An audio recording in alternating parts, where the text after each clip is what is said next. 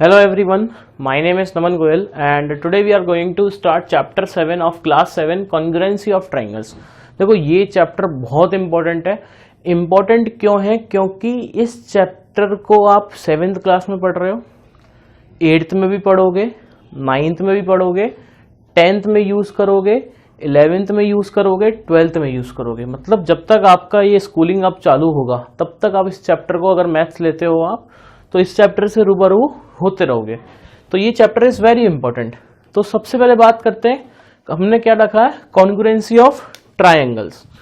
Introduction की congruency का मतलब क्या होता है। जैसे मान लो ये मेरे पास एक चौक है और ये मेरे पास एक चौक है, दोनों चौक बिल्कुल एक सी है। देखो हाइट सेम है दोनों की, है ना, हाइट भी सेम है, शेप भी सेम है और कलर भी सेम है, सब कुछ सेम है। तो these two chalks are congruent chalk. Congruent मतलब बिल्कुल same, size and shape is same. तो अपन क्या बोलेंगे इंट्रोडक्शन में, क्या बोलेंगे, congruency is means what, shape and size, shape and size is exactly same. ठीक है।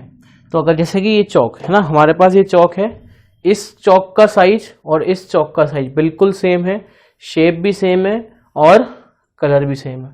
तो these two the chords are what, congruent चौक। तो कॉन्ग्रुएंसी का मतलब क्या है, जब शेप भी और साइज एग्जैक्टली सेम हो।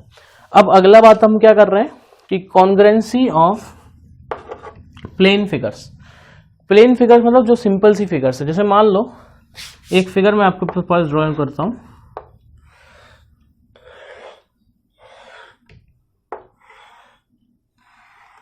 ठीक है, ये एक फिगर है हमारे पास। ठीक है, एक और फिगर हम बना लेते हैं दूसरे कलर से।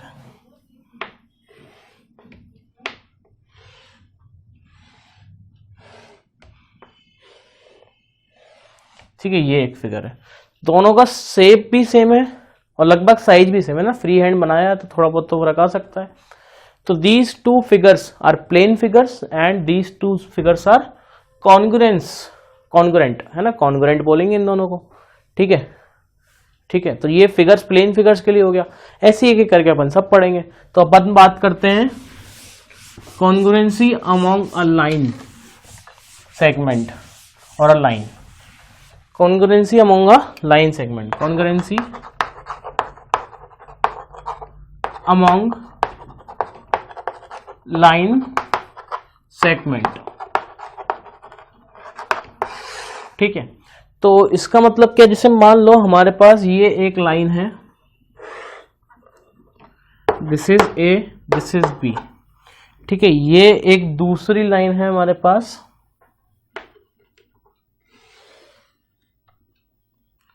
ठीक है, और बड़ा कर लेते हैं इसको। ठीक है, इसको थोड़ा ढंग से बना लेते हैं ना। तो देखो दूसरी लाइन है हमारे पास, ठीक है, सी एंड डी। अब हमें इसको देखने में, शेप दोनों की सेम है, लाइन है, देखो लाइन तो कोई सी भी ले लो, सबकी शेप लाइन जैसी होगी, सिंपल। बट साइज में डिफरेंस लग रहा है ना अपने को, ये छोटी है, ये थोड़ी बड़ी है। तो ये these two not are congruent line, ये दोनों कॉन्ग्रुएंट नहीं है, राइट। तो कॉन्ग्रुएंट होने के लिए शेप भी सेम होना चाहिए एंड साइज भी। तो अगर मैं मान लो ये लाइन सेगमेंट बनाता हूं, दिस इज पी क्यू, और ए बी का जो लेंथ है वो पी क्यू के बराबर है, तो these two are what, congruent line. और कॉन्ग्रुएंट का साइन होता है ऐसा, this is the sign for congruent. वो बनाते हैं ये, है ना, ऐसा है, this is the sign for congruent, है ना। ये इक्वल्स टू का, ये कॉन्ग्रुएंट का है ना। तो लाइन में तो कॉन्ग्रुएंट और इक्वल टू एक ही बात है। तो इसको अपन ऐसे भी लिख सकते हैं कि A B is congruent to P Q. ठीक है, बट अगर अपन आगे जब बात करेंगे ट्राइंगल्स की, तब अपन इक्वल नहीं लिखते हैं। ट्राइंगल कभी इक्वल नहीं होते हैं ना, कॉन्ग्रुएंट होते हैं, राइट। वो बात की बात है। तो पहले अपन बात करते हैं इसकी, लाइन की। तो लाइन के लिए हमें समझ में आ चुका है। अब next is what, congruency of angle.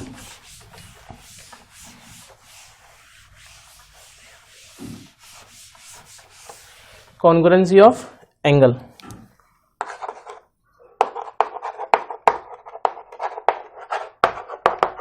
Angles. ठीक है, कॉन्ग्रुएंसी ऑफ एंगल्स में अपन क्या बोलेंगे कि जैसे मान लो हमारे पास ये एक एंगल है,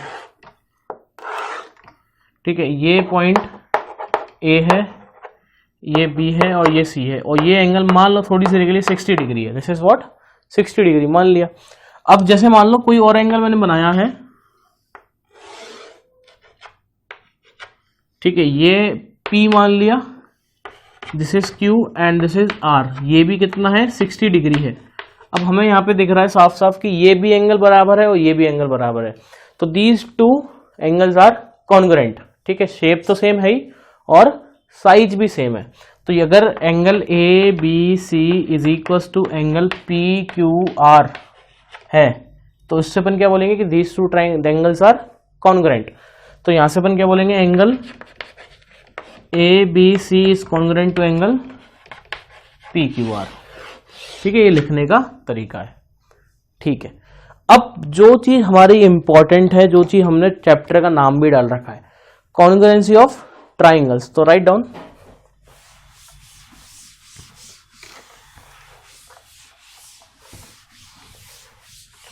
ठीक है, next is what, congruency of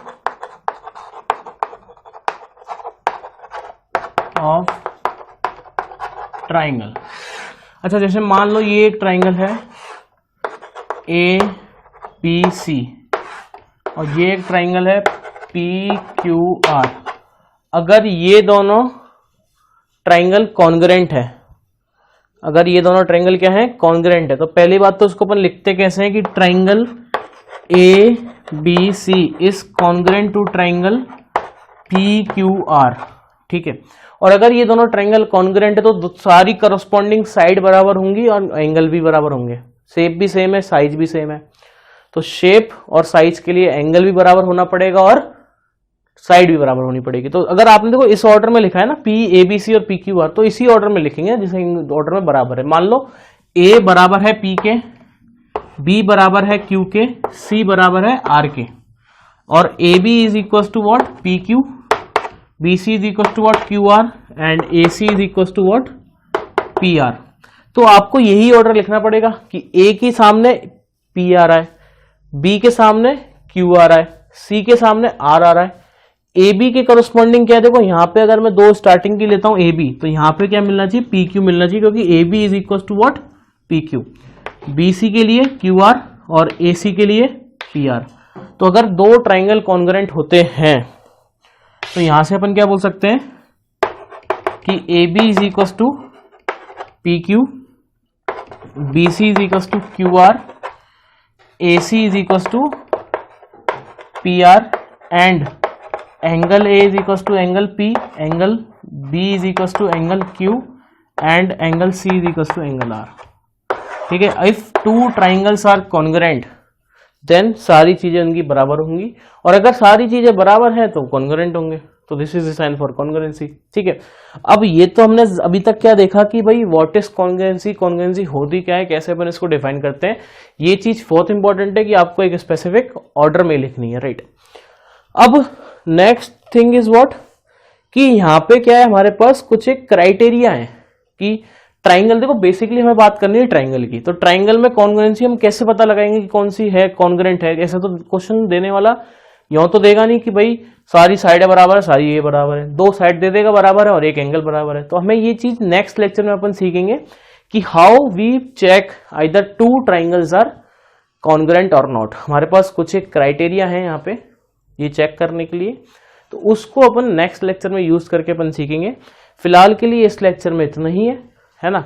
तो आज अपन ने ज्यादा नहीं पढ़ा, आज अपन ने क्या पढ़ा कि बेसिक आइडिया लिया कॉन्ग्रुएंसी का, और उसमें हमने देखा कि प्लेन फिगर्स के लिए कैसे कॉन्ग्रुएंसी हो सकती है, लाइन के लिए कैसे हो सकती है एंड ट्राइंगल्स के लिए कैसे हो सकती है, राइट।